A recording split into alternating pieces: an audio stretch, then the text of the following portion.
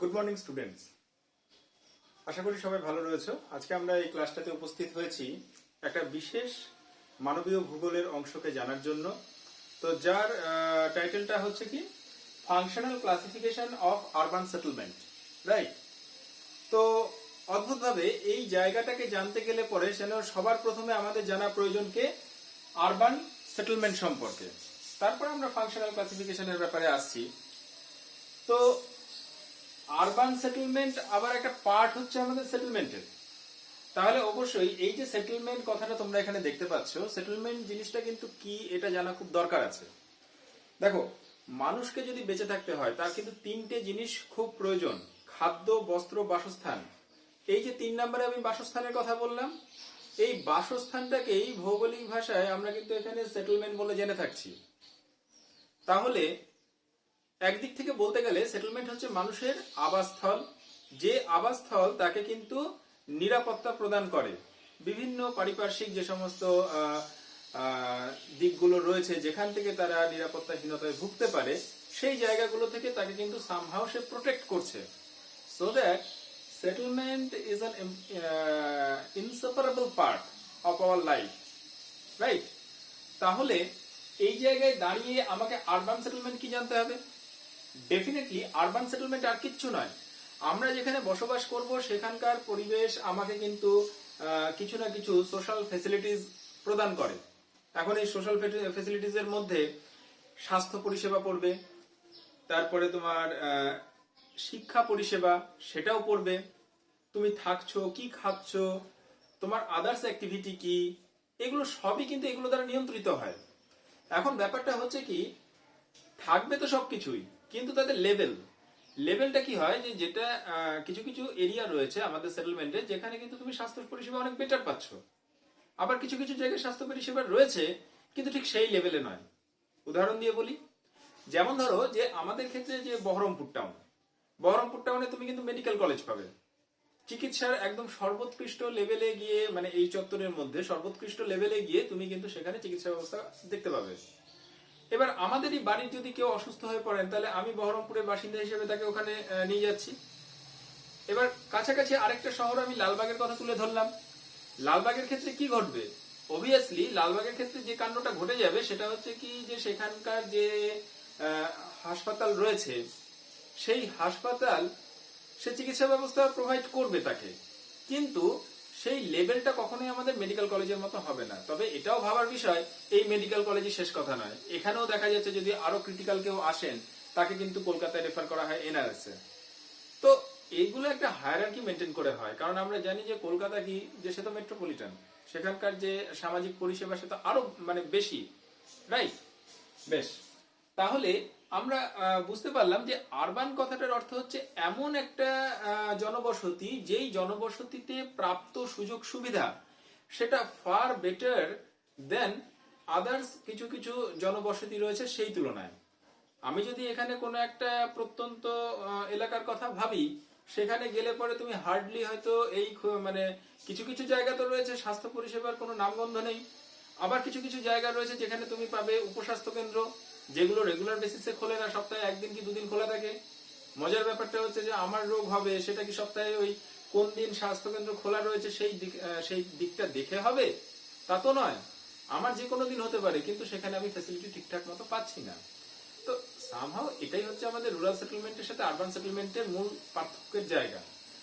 তো এই যে যখন আমি আরবান সেটেলমেন্ট জানছি, এর কতগুলো বেসিক জিনিস আমাদের জানা প্রয়োজন আছে, কারণ এরা কিন্তু আবার 3টে জিনিসের ওপর মেনলি মানে আমি ডিসাইড করব যে সে আরবান সেটেলমেন্ট কি নয়। ঠিক আছে, 3টে জিনিস কি কি? এক তো হচ্ছে পপুলেশন, আমি এখানে সার্কেল করে রেখেছি, ভেরি ভাইটাল। সেকেন্ড হচ্ছে অকুপেশন, কি কাজকর্ম হচ্ছে। থার্ড হচ্ছে অ্যাডমিনিস্ট্রেটিভ সেটআপ, সেখানকার অ্যাডমিনিস্ট্রেশনটা ঠিক কি ধরনের আছে। এক্সাম্পল দিয়ে বলি, ভারতবর্ষের ক্ষেত্রে কি 5,000-এর উপরে জনসংখ্যা হলে পরে সেটাকে শহর বলা হয়, কিছু কিছু ক্ষেত্রে ব্যতিক্রম আছে। অকুপেশনের ক্ষেত্রে কি থাকবে? About 75% of population, male population, তাদেরকে কিন্তু নন এগ্রিকালচারাল অ্যাক্টিভিটিজ এর সাথে যুক্ত হতে হবে। ওকে, থার্ড কি, যে অ্যাডমিনিস্ট্রেটিভ সেটআপ, এটা কিন্তু আমাদের খুব জানা মানে কথা যে আমরা নিজেদের মধ্যে আলোচনা করি। আচ্ছা, আমরা এক বন্ধুকে জিজ্ঞেস করলাম, আচ্ছা তোর বাড়িটা কি পঞ্চায়েত এলাকায় নাকি না মিউনিসিপ্যালিটি এলাকায়? কারণ আমরা এই প্রশ্নটাই করি এইভাবে যে পঞ্চায়েত এলাকা হলে পরে আমি গ্রাম্য এলাকা ভাববো বা রুরাল সেটেলমেন্ট ভাববো, আর যদি আমাদের মিউনিসিপ্যাল এরিয়া হয় বা কর্পোরেশনের এরিয়া হয় সেটাকে কিন্তু আমরা কি ভাববো না আরবান এরিয়া বা আরবান সেটেলমেন্ট, রাইট? তো জেনে নেওয়ার একটা বিষয় আছে যে এই যে কতজন লোক সংখ্যা থাকবে তার উপরে আমি ডিটারমাইন করে দেবো যে আমার সেই এরিয়াটা আরবান হবে না রুরাল হবে। এই জায়গাটা কিন্তু একটা কথা তোমরা একটু মাথায় রাখবে, সেটা হচ্ছে কি যে দেশ ভিত্তিক এগুলো আলাদা হয়। আমি এখানে একটা চার্ট ইউটিলাইজ করেছি, তোমরা হয়তো দেখতে পাচ্ছ যে যেখানে আমি দেখেছি যে কলম্বিয়া একটা দেশ যেখানে যে জনসংখ্যাটা 1500 বেশি হলে পরেই তাকে আমরা কিন্তু শহর বলে কনসিডার করি। ইনফ্যাক্ট এটা হচ্ছে 1500 বা 1500 বেশি। ঠিক একইভাবে আর্জেন্টিনায় তুমি চলে যাও, সেখানে 2000 বা তার বেশি হলে সেটা শহর। তুমি পর্তুগালে চলে যাও, 2500 বা তার বেশি হলে সেটা শহর। ভারতে চলে এসো, 5000 বা তার বেশি হলে শহর। হ্যাঁ, প্রত্যেকটা ক্ষেত্রেই কিন্তু আমার ব্যতিক্রম থাকতে পারে, কিন্তু দেখো যে জাপানের ক্ষেত্রে ট্রিমেন্ডাসলি 30,000 বা তার বেশি হলে কিন্তু সেটা শহর। এবার ভাবো তুমি চিন্তা করে যে কি মানে সাংঘাতিক বিষয় এটা, যে ওখানকার কি মাত্রায় অল্প জায়গার মধ্যে প্রচুর পপুলেশন রয়েছে, রাইট? এবার একটা কথা মাথায় রাখতে হবে কি যে বাকি যে ডিটারমিনেশন ফ্যাক্টর গুলো রয়েছে এগুলো ইম্পর্টেন্ট, কিন্তু আই থিঙ্ক এইটা হচ্ছে যে সব থেকে বেশি ইম্পর্টেন্ট এবং এইদিকে আমাকে নজর রাখতেই হবে, কারণ বাকি জিনিসগুলো সামহাও যেন এই ব্যাপারগুলোর উপরই ডিপেন্ড করবে, রাইট? এবার আমরা ভারতের ক্ষেত্রে একটু স্পেসিফিক্যালি চলে আসি। মাথায় রাখবে যে ভারতের যে আরবান সেটেলমেন্টের যে কনসেপ্ট আছে সেখানে মূলত দুই ধরনের শহরের কথা ইন্ডিকেট করা হয়। একটা কি, একটা হচ্ছে আমাদের স্টেশনারি টাউন, আর আরেকটা হচ্ছে কি সেন্সাস টাউন। এখন স্টেশনারি টাউনটা কি?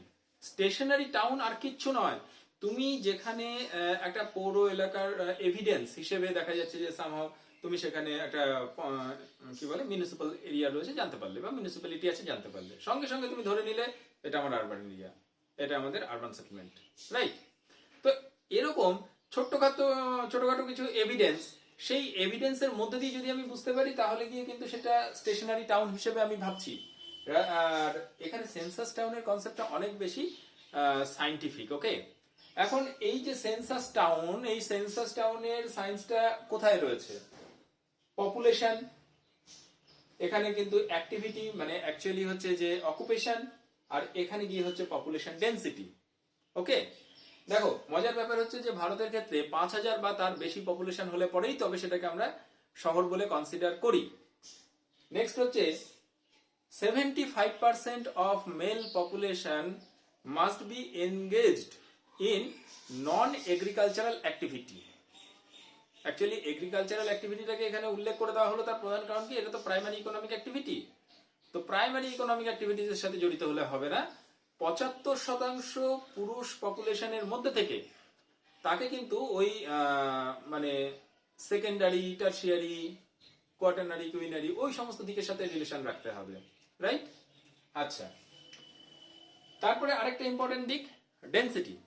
বলা হচ্ছে 400 বা তার বেশি মানে ডেনসিটি থাকলে পরেই পার স্কয়ার কিলোমিটারে তবেই কিন্তু সেটাকে গিয়ে আমরা কিন্তু শহর বলে আখ্যায়িত করব। হ্যাঁ, এখানে একটা মজার ব্যাপার আছে, তোমাদের কিন্তু এই জিনিসটা একটু মানে কেয়ারফুলি মাথায় রাখতে হবে। কিছু কিছু যে ব্যতিক্রম লক্ষ্য করা যায়, সেই ব্যতিক্রমগুলো কোন দিক থেকে আসছে?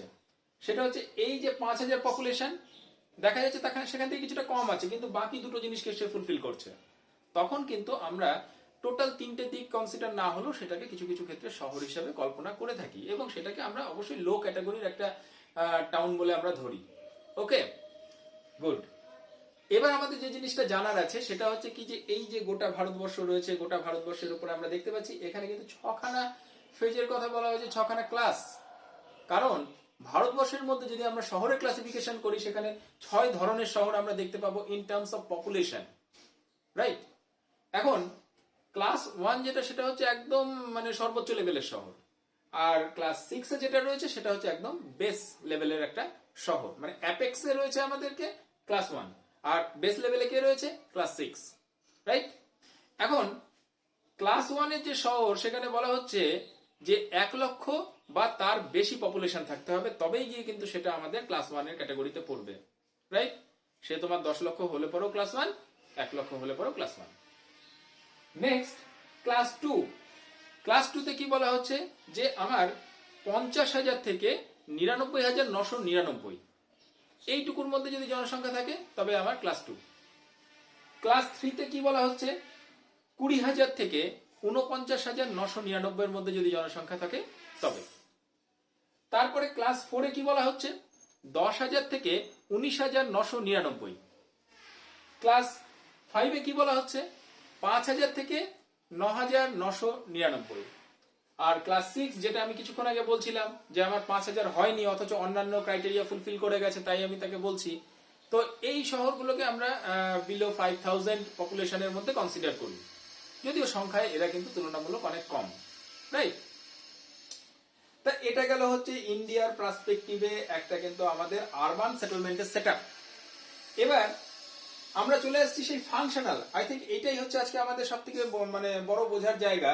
কিন্তু এই জায়গাটাকে বুঝতে গেলে পরে আমি যদি এই পোরশনটা সম্পর্কে সঠিকভাবে না কনসেপ্ট ক্লিয়ার করি তাহলে বুঝতে পারবো না। ওকে, এবার দেখো যে এখানে যে ফাংশনাল ক্লাসিফিকেশন আছে, এই ফাংশনাল ক্লাসিফিকেশন, এই ফাংশনাল কথাটা কোত্থেকে আসছে? That is coming from the word function.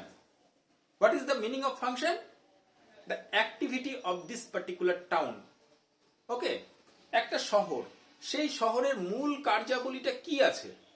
কারণ দেখো যদি আমি স্পেসিফিক্যালি চিন্তা ভাবনা করি একটা শহরের মধ্যে কিন্তু ডিফারেন্ট টাইপস অফ কার্যাবলী থাকতে পারে, কিন্তু কোন একটা কার্যাবলী থাকবে সেইটার জন্যই কিন্তু সেই শহরটা ফেমাস। আমি একটা আউটসাইডার হয়েও হয়তো ওই শহরের পরিচিতি আমার একটা জিনিসের জন্যই। তুমি আগ্রার কথা ভাবো, আগ্রাতে তো বহু ধরনের কাজ হয়, কিন্তু আগ্রা বললে সবার মাথায় আমার ঢুকবে কে? তাজমহল, বেড়াতে যাওয়ার জায়গা, সুতরাং আগ্রাটাকে একটা পর্যটন শহর বলেই আমি চিনব। এইভাবে তাদের কাজের উপর ভিত্তি করে আমরা কিন্তু বেশ কিছু ক্লাসিফাই করে থাকি। এবার দেখো যে ক্লাসিফাই বিভিন্ন ভাবে হতে পারে, বিভিন্ন দৃষ্টিকোণ থেকে হতে পারে, তবে আমি চেষ্টা করেছি খুব সহজভাবে জিনিসগুলোকে তোমাদের সামনে তুলে ধরা উইথ এক্সাম্পল। কারণ এটার ক্ষেত্রে আমি শহরের যে ডেফিনেশন গুলো জানবো বা কার কি নাম জানবো অথচ তার আমি মানে সংজ্ঞার সাথে দেখা যাচ্ছে যে উদাহরণ জানছি না, এটা একটা ল্যাক থেকে যাবে আমাদের জানার ক্ষেত্রে। কারণ ভবিষ্যতে কি হবে যে তুমি অনেক কিছু পড়ার মধ্যে দিয়ে হয়তো এর ডেফিনেশন মাথায় না থাকতে পারে, কিন্তু তোমার যদি এক্সাম্পল জানা থাকে, এক্সাম্পল তোমাকে হেল্প করবে সেই ডেফিনেশনের জায়গাতে পৌঁছানোর, সেই ক্যারেক্টারিস্টিক্স গুলো জানার ক্ষেত্রে। ওকে, প্রথমেই দেখো আমরা কি করেছি যে অ্যাডমিনিস্ট্রেটিভ টাউন এমন একটা শহর, এমন একটা শহরে জনবসতি যে জায়গাতে প্রধান কাজ কি না এই প্রশাসনিক সম্পর্কিত।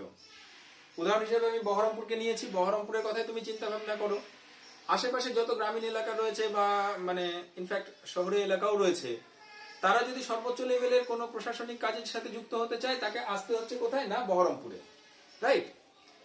এবার আমরা নেক্সট চলে আসছি হচ্ছে রিলিজিয়াস টাউন। রিলিজিয়াস টাউন মানে হচ্ছে কি যে ধর্মভিত্তিক শহর। ধর্মভিত্তিক শহর এই জিনিসটা কি যে আমাদের পৃথিবীতে বহু ধরনের ধর্ম রয়েছে, তাদের নিজস্ব মতাদর্শ রয়েছে। এখন কিছু কিছু শহর আছে যেই শহরগুলো দেখা যাচ্ছে পার্টিকুলার কোনো কোনো মতাদর্শকে এস্টাবলিশ মানে করার দিক থেকে হোক বা তার ইউনিক আইডেন্টিটি হোক, সেটা কিন্তু সেই শহরকেই সিগনিফাই করে। তো এখানে আমি মক্কার নাম লিখেছি, নট অনলি মক্কা, মক্কা ছাড়াও রয়েছে। তুমি যদি আমাদের জেরুজালেমের কথা ভাবো, সেখানেও কিন্তু একরকম এরকম রিলিজিয়াস ওরিয়েন্টেড কাজকর্ম হচ্ছে। আবার যদি তুমি এখানে আমাদের বেনারসের কথা ভাবো, বেনারসে বিভিন্ন জিনিস রয়েছে, কিন্তু তার মধ্যে দেখো যে তাদের যে ধর্মীয় কৃষ্টি সংস্কৃতি এগুলো বেনারস, মক্কা, জেরুজালেম এগুলোতেই কিন্তু ফেমাস। সো দ্যাট এদেরকে কিন্তু আমরা যে ধর্মভিত্তিক শহরের মধ্যে ইনক্লুড করেছি, রাইট? এইবার দেখো যে এখানে থার্ড আমরা দিয়েছি এডুকেশনাল টাউন। অ্যাকচুয়ালি এডুকেশনাল টাউনের যে জিনিসটা থাকে সেটা হচ্ছে যে এমন কিছু কিছু শহর থাকে যে শহরগুলোর পরিচয় আমাদের কাছে এডুকেশনাল হাব হিসেবে। আজকে আমি এখানে উদাহরণটা দিয়েছি হচ্ছে আমাদের অক্সফোর্ডের। অক্সফোর্ড বললে পরে অক্সফোর্ডে কিন্তু বিভিন্ন ধরনের আদার্স অ্যাক্টিভিটি রয়েছে, কিন্তু সেগুলো আমাদের মাথায় ঢোকে না। অক্সফোর্ড বললে প্রথমে অক্সফোর্ড ইউনিভার্সিটির কথা মাথায় আসে। আমরা ভাবি যে হ্যাঁ আমার এক সিনিয়র হয়তো সেখান থেকে পড়ে এসেছে, আমার এক স্যার বা ম্যাম তিনি হয়তো ওখান থেকে বিলং করছেন, ওখান থেকে পিএইচডি বা ওই জাতীয় কিছু করেছেন, ঠিক আছে? তো এই ব্যাপারগুলো কোনো না কোনো ভাবে দেখা যাচ্ছে যে আমাদের শিক্ষাকে সিগনিফাই করছে। নেক্সট হচ্ছে আমাদের ফোর্থ টাউন। অ্যাকচুয়ালি এই যে ফোর্ট টাউন মানে এটা প্রতিরক্ষা শহরকে ইন্ডিকেট করে। ওয়াই? কারণ হচ্ছে যে যদি আজকের দিনে আমি ফোর্ট টাউনের কোনো উল্লেখযোগ্য যে ডেভেলপমেন্ট এখন হচ্ছে সেটা আমি বলবো না, একটু পিছিয়ে গেলে পরে, ঠিক আছে, মধ্যযুগ বা ল্যাটার স্টেজ অফ মধ্যযুগ এই জায়গাগুলোতে যদি তুমি দেখো, বা একদম ইনিশিয়াল স্টেজ অফ আধুনিক যুগ, মানে যেটা আমাদের মডার্ন এরার যেটা শুরু হচ্ছে সেই সময়কালগুলোতে কিন্তু আমাদের এই পোর্ট টাউনের খুব মানে একটা কি বলবো সিগনিফিকেন্স ছিল। এখন এই ফোর্ট টাউনগুলোর মধ্যে যেমন ধরো জয়সালমীরের কথা লিখেছি এখানে। কেন লিখলাম এটা, যে তোমরা কম বেশি অনেকে সত্যজিতের একটা বিখ্যাত সিনেমা দেখেছো যেটার নাম হচ্ছে সোনার কেল্লা। এখন সোনার কেল্লা যে মানে কেল্লাটা সেটাই তো আমাদের জয়সালমীরে, আর অ্যাকচুয়ালি দেখো সেই সোনার কেল্লাকে বেস করে সেখানে সেটেলমেন্ট ডেভেলপ করেছিল এবং সেটা পৌর জনবসতি, রাইট? এবার আমরা চলে আসছি হচ্ছে ইন্ডাস্ট্রিয়াল টাউন।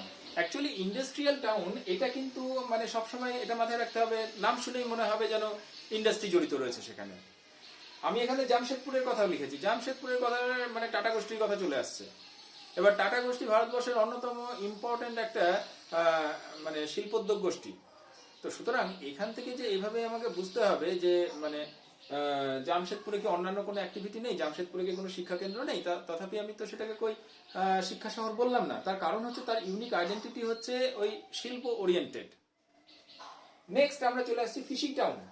ডেফিনেটলি ফিশিং টাউনটা হচ্ছে কিরকম, যে দেখো ফিশিং কিন্তু আমাদের জেনারেলি দুই ধরনের, ইনল্যান্ড ফিশিং, কমার্শিয়াল ফিশিং। তো ইনল্যান্ড ফিশিং সব জায়গায় হয়, সেটাকে আমরা কনসিডার করি না, কিন্তু কমার্শিয়াল যে ফিশিংটা থাকে, কমার্শিয়াল ফিশিং এর সব থেকে বড় ব্যাপার হচ্ছে কি যে একটা লার্জার স্কেলে হয়, প্রচুর অর্থ উপার্জন হয় এবং তার আইডেন্টিটি গড়ে ওঠে সেই মানে অ্যাক্টিভিটির রেসপেক্টে। আমরা যদি ভাইজ্যাগে যাই, ভাইজ্যাগ দেখো ওখানে একটা বিশাল পোর্ট রয়েছে, ভাইজ্যাগ পোর্ট, এবং তাকে বেস করে সেখানে তুমি বেড়াতে গেলেও তোমাদের সেখানে যেতে দেওয়া হয় যে আমাদের ফিশিং পোর্ট রয়েছে। গেলে পরে দেখা যাবে যে প্রচুর মাছকে সেখানে ড্রাই করা হচ্ছে। কি পারপাসে? এক্সপোর্ট পারপাসে। কারণ অত ড্রাই করা মাছ তো কেউ নিজে থেকে কনজিউম করতে পারবে না। এবার তার আইডেন্টিটি গড়ে উঠছে কিন্তু সেখান থেকে, যে কারণে আমরা ভাইজ্যাগকে কিন্তু ওই ক্যাটাগরির সাথে বিলং করাতে পারি। নেক্সট আসছে কি সার্ভিস টাউন। অ্যাকচুয়ালি দেখো সার্ভিস টাউন খুব মানে ইন্টারেস্টিং আমাদের কারেন্ট সিচুয়েশনে। কারণ কিছু শহরের কথা আমরা জানলাম যেগুলো আগে দেখা যেত, যেমন ফোর্ট টাউন, এখন মানে সেই অর্থে তার ডেভেলপমেন্ট নেই। কিন্তু এই সার্ভিস টাউন কিন্তু বর্তমান দিনের খুব প্রাসঙ্গিক একটা শহর, যেগুলো ডেভেলপ করেই চলেছে। ভারতবর্ষের মধ্যে আমাদের বেঙ্গালুরু রয়েছে, এদিক থেকে সল্ট লেক রয়েছে। আমি সল্ট লেকের কথা এখানে লিখেছি কারণটা কি, আমাদের পশ্চিমবঙ্গের মধ্যে নামটা আমাদের বেশি মাত্রায় শোনা থাকবে, মনে থাকবে, জানা থাকবে। তো এই যে আইটি সেক্টর যাদের মেন প্রতিনিয়ত তারা কিন্তু এরকম করছে কি যে সার্ভিস দিচ্ছে আমাদেরকে বিভিন্ন দৃষ্টিকোণ থেকে, তো সেই কারণে এদের এই অ্যাক্টিভিটির জন্যই তার কিন্তু পরিচয়টা গড়ে উঠেছে, যে কারণে সল্ট লেককে আমরা এই ক্যাটাগরির সাথে বিলং করালাম। নেক্সট আসছে কি medical town. Actually medical town নামটা শুনলে একটু অদ্ভুত মনে হতে পারে, শুধু মেডিকেল ওরিয়েন্টেড এরকম পরিচিতি আবার কি কথা? অবভিয়াসলি আছে। তুমি যদি ভেলোরের কথাটাই আমি এখানে দিয়েছি, তো ভেলোরের টার্মটা যদি শুনে থাকো যে ওই টাউনটা কিরকম টাউন, পাহাড়ে ঘেরা একটা ছোট্ট শহর, সেই শহরটার একদম মাঝখানে কে রয়েছে না, CMCH, Christian medical college and hospital. Actually সেই হসপিটালে যে উচ্চ লেভেলের চিকিৎসা পরিষেবা প্রদান করা হয় সেটাকে সেই ফেসিলিটিটাকে নেওয়ার জন্য প্রচুর মানুষজন দেশ বিদেশ থেকে সেখানে এসে কনসেন্ট্রেট হচ্ছেন। তারা থাকবেন কোথায়, যে কারণে চারিপাশ দিয়ে শুধু হোটেল আর হোটেল, তাছাড়া কিন্তু আর সেরকম কিছুই নেই। তো মূল যে পরিচয় শহরটার কার জন্য, সিএমসিএইচ এর জন্য, ওই মেডিকেল কলেজ এন্ড হসপিটালের জন্য, যে কারণে এর কিন্তু মানে যে ইউনিক আইডেন্টিটি সেটা ডেভেলপ করেছে আমাদের এই সেক্টর থেকে, মেডিকেলের সেক্টর থেকে। নেক্সট আসছে রেসিডেন্সিয়াল টাউন। অ্যাকচুয়ালি রেসিডেন্সিয়াল টাউনটা বলতে পারো যে অনেকটা ইজি একটা সেকশন, কারণ রেসিডেন্সিয়াল যে টাউনটা থাকবে না, সেই টাউনটা এটা কিন্তু কখনোই তোমার যে খুব বেশি মাত্রার বলতে পারো যে অন্যান্য অ্যাক্টিভিটিকে সূচিত করবে তা না। এটা মূলত হয় কোথায়, যে কোনো একটা জায়গায় দেখা যাচ্ছে কাজের প্রচুর সোর্স রয়েছে, জীবিকা নির্বাহের সোর্স রয়েছে, সেইটাকে অ্যাভেল করার জন্য প্রচুর মানুষজন এসছেন, কিন্তু সেই জায়গাটাতে থাকার জায়গা নাই। তারা মানে ওয়েল অ্যাক্সেসিবিলিটি রয়েছে এরকম কোনো একটা নির্দিষ্ট দূরত্বে গিয়ে সেখানে কিন্তু কনসেন্ট্রেট হয়ে একটা বসতি স্থাপন করেছে। তাহলে সেখান থেকে তারা রেগুলার যাতায়াতের মাধ্যমে কিন্তু সেই জায়গায় কাজ করতে যাচ্ছে, আবার ফিরে আসছে। তো তো এইভাবে কিন্তু তারা সেই জায়গায় যখন থাকছে সেই জায়গাটা শুধুমাত্র থাকার পারপাসে, আদার্স কিন্তু কোনো অন্য অ্যাক্টিভিটি সেখানে যে খুব হাই লেভেলে ডেভেলপ করেছে বা একটা দিকে কনসেন্ট্রেট করেছে তা না, বিভিন্ন অ্যাক্টিভিটি প্রায় সমপরিমাণেই সেখানে লক্ষ্য করা যাচ্ছে, কিন্তু ওই এসে মানে থাকাটাই হচ্ছে তাদের প্রধান উদ্দেশ্য। তো সেই কারণে আমরা এটাকে রেসিডেন্সিয়াল টাউন হিসেবে কনসিডার করেছি, এবং এখানে উদাহরণে আমি দেখো দিয়েছি হচ্ছে গাজিয়াবাদ। গাজিয়াবাদ হচ্ছে উত্তর ভারতের একটা খুব বিখ্যাত শহর, যার প্রধান এটাই হচ্ছে মানে অ্যাকচুয়ালি দিল্লির উপকণ্ঠে তো, এবং ব্যাপারটা হচ্ছে কি যে তাদের রেসিডেন্সিয়াল টাউন হিসেবে ওটা ডেভেলপ করেছে, কারণ দিল্লি তো পুরোপুরি প্যাকড আপ, থাকবে কোথায়, কিন্তু কাজ আছে ওখানে। আমাদের যেমন কলকাতা প্যাকড আপ, থাকার জায়গা নেই, কিন্তু কাজের সোর্স আছে ওখানে। তুমি কলকাতায় এখন কলকাতায় রেগুলার যাতায়াত, কল্যাণী থেকেও রেগুলার যাতায়াত করে, রাইট, রানাঘাট থেকে রেগুলার যাতায়াত করে, কারণ কি হাই লেভেল অফ অ্যাক্সেসিবিলিটি। ঠিক আছে, এটা থাকলে পরেই কিন্তু এই কানেক্টিভিটি যদি খুব ভালো লেভেলে থাকে তাহলে এই জিনিসটা সম্ভব হয়। লাস্ট আমরা যেটা আসছি tourist town. Actually tourism based যে শহরগুলো ডেভেলপ করে সেগুলোকে আমরা এই ক্যাটাগরিতে ফেলছি, এবং উদাহরণের মধ্যে আমি আমার লালবাগটাকে রেখেছি, তার কারণ হচ্ছে যে তোমরা কম বেশি অনেকেই লালবাগের সাথে পরিচিত। একজন মানুষের যদি তোমাকে জিজ্ঞেস করে যে তুমি কোথায়, তোমার বাড়ি কোথায়, তুমি কোথায় পড়ো, তুমি হয়তো বললে আমি লালবাগে পড়ি, লালবাগ সুভাষচন্দ্র বোস সেন্টেনারি কলেজে পড়ি, ওখানেই আমার বাড়ি। তো তার প্রথম রিপার্কেশন কি থাকবে, সে বলবে লালবাগ মানে ওই হাজারদুয়ারি যেখানে আছে সেটা তো। আচ্ছা, এই যে কথাটা তার মাথার মধ্যে চলে এলো, সে তো অন্য কিছু বললো না, লালবাগ তার মানে সেই যে হসপিটাল আছে এ বলবে না, কিন্তু সে হাজারদুয়ারির কথা বলেছে, কারণ সেটা তার ইউনিক আইডেন্টিটি। মানুষ এখানে ঘুরতে আসে, বেড়াতে আসে ওই হাজারদুয়ারি দেখার জন্য, কাটরা মসজিদ দেখার জন্য, আদার্স যে সমস্ত স্ট্রাকচার গুলো আছে সেগুলো দেখার জন্য। তারা তার মানে এখানে যে আসছে, দেখছে, বেড়াচ্ছে, ঘুরছে, সামহাও এখানকার অর্থনীতি কিন্তু সাংঘাতিকভাবে এর উপর ডিপেন্ডেবল হয়ে গেছে। তো এর যে আত্মপরিচয়, সেই পরিচয়টা হচ্ছে কিন্তু আমাদের পুরোপুরি ট্যুরিজমের উপরে বেস করে, যে কারণে এটাকে আমরা এই ক্যাটাগরির সাথে বিলং করিয়েছি। হ্যাঁ, এটা ব্যাপার যে শুধুমাত্র এটা কেন, আমি ভাবলে পরে তো সে দার্জিলিংও আমার এই ক্যাটাগরিতে পড়ে। একটা করে এক্সাম্পল দেওয়া হয়েছে। এবার আমরা যখন পড়বো তখন পড়ার সময় কিন্তু আমরা ভেবে ভেবে পড়তে হবে যে আর কোন কোন সিটির সাথে এটা রিলেট করতে পারে, রাইট। এবার শেষ করার আগে একটা ছোট্ট জিনিস আমি তোমাদের বলে দিই যে কিছু কিছু জায়গায় আমরা হয়তো দেখতে পেতে পারি, শুনতে পেতে পারি যে কালচারাল টাউন। অ্যাকচুয়ালি কালচারাল টাউনটাকে আমি আলাদা করে কনসিডার এখানে করলাম না, তার প্রধান যেটা কারণ সেটা হচ্ছে কালচার কি, মানুষের সাথে পারিপার্শ্বিক পরিবেশের ইন্টারাকশন, তার মধ্যে তো সবই পড়ে, কে পড়ে না। ভেবে দেখলে পরে এখান থেকে অনেক কটা জিনিস তার মধ্যে পড়ে যাবে, এডুকেশন পড়ে যাবে, রিলিজিয়াস পড়ে যাবে, তারপরে ফিশিং পড়বে, এদিক থেকে সার্ভিস পড়বে, মেডিকেল পড়বে। তাহলে কি হবে বলতো, যে আমার একটা জিনিসের মধ্যে অনেকগুলো চলে এলো, তাহলে ডিভিশন, তার মধ্যে সাব ডিভিশন, এইভাবে জেনারেট করতে আরম্ভ করবে, এবং সেখানে আই থিঙ্ক কিছুটা হ্যাপাজার্ড হওয়ার একটা মানে প্রফেশন থেকে যায়। তো যে কারণে কালচারাল টাউন মানে কিন্তু তার মধ্যে অনেক সাব ডিভিশন টাউন থাকবে, তো যেগুলোকে আমরা এখানে ডিফারেন্ট ওয়েতে আলোচনা করলাম। তো স্টুডেন্টস, আশা করি এই জায়গাটা বুঝতে কোনো অসুবিধা নেই। ওকে, থ্যাংক ইউ।